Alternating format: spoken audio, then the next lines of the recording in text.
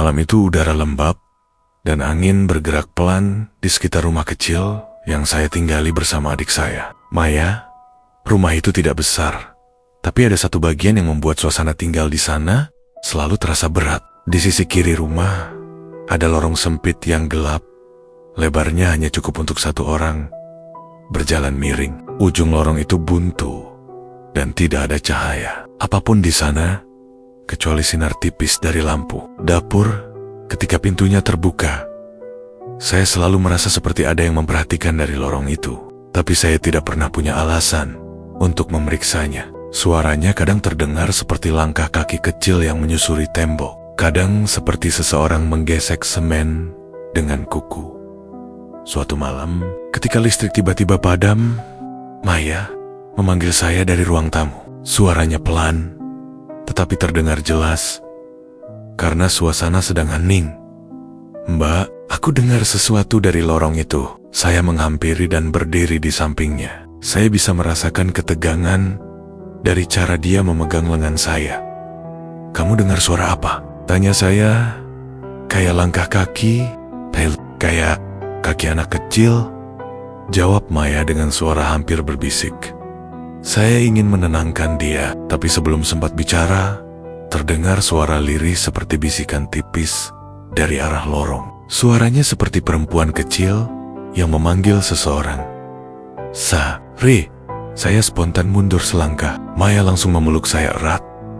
Keesokan paginya, Pak RT datang untuk mengantar kertas iuran. Orangnya biasanya ceria, tapi ketika matanya melihat ke arah lorong samping rumah, wajahnya langsung berubah seperti kurang nyaman berada di situ. "Lorong itu masih dibiarkan terbuka ya?" katanya sambil menunjuk ke sana. "Iya Pak." "Memang kenapa?" tanya saya penasaran. Pak RT terlihat ragu menjawab. Wajahnya berubah serius, tetapi suaranya dibuat santai. "Kalau malam, jangan buka jendela samping, nanti masuk angin," katanya sambil tertawa tipis. Tapi saya bisa merasakan dia sedang menyembunyikan sesuatu. Malam berikutnya, suara itu terdengar lagi. Maya datang ke kamar saya sambil menahan tangis. "Mbak, aku lihat sesuatu dari jendela," katanya gemetar.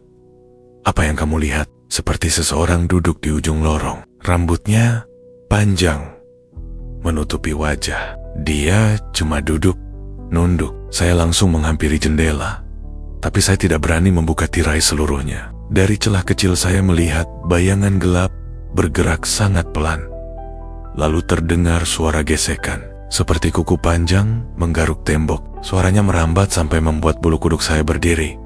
"Ajak main." Suara lirih itu terdengar dari arah lorong. Suaranya seperti suara seorang anak perempuan yang sangat pelan, tetapi jelas. Maya berlari ke kamar dan menutup pintu. Saya mengikutinya dan mengunci pintu dari dalam. Kami mencoba tidur, tapi tengah malam, pintu kamar Maya bergetar keras, seolah ada orang yang mencoba masuk. "Mbak, ada yang ngomong dari balik pintu," teriak Maya.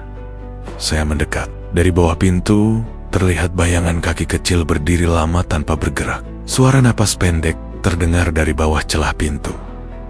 "Boleh masuk?" Saat saya mencoba menyentuh gagang pintu, rasanya dingin seperti besi yang baru keluar dari freezer. Saya menarik tangan saya cepat-cepat. Maya menangis sambil memanggil nama saya.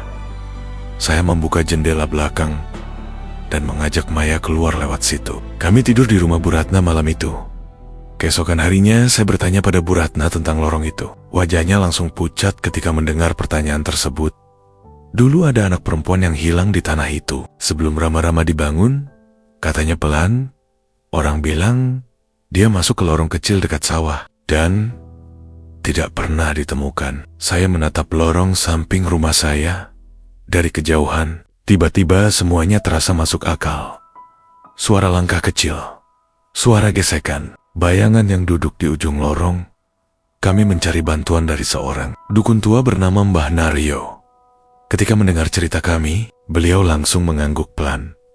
Dia bukan makhluk jahat, tapi dia sedang mencari seseorang, katanya. "Mencari siapa, Mbah?" tanya saya. "Mencari ibu. Dia tidak tahu kalau dirinya sudah tidak hidup lagi." Sore itu Mbah Naryo datang ke rumah. Beliau membawa kendi air dan bunga-bunga kecil. Beliau berdiri di mulut lorong sambil membaca doa. Udara di sekitar lorong tiba-tiba berubah dingin. Angin berhenti berhembus. Bau tanah basah tiba-tiba tercium sangat kuat. Dari dalam lorong terdengar suara langkah kecil, diikuti suara seseorang menangis. Pelansek, suara seorang anak. Kemudian muncul bayangan kecil, merangkak keluar. Rambut panjang menutupi wajah. Tubuhnya tampak seperti basah oleh lumpur. Ibu, suara itu terdengar seperti anak mencari orang tuanya. Maya memegang tangan saya erat sekali. Mbah, Naryo mengangkat tangan dan menyuruhnya pergi dengan suara tegas namun lembut. Jalanmu bukan di sini lagi. Ibumu sudah tidak di sini. Pergilah dengan tenang. Bayangan itu berhenti, lalu menoleh ke arah saya dan Maya. Tangannya terjulur, jari-jarinya panjang tidak wajar. Ajak main, bisiknya.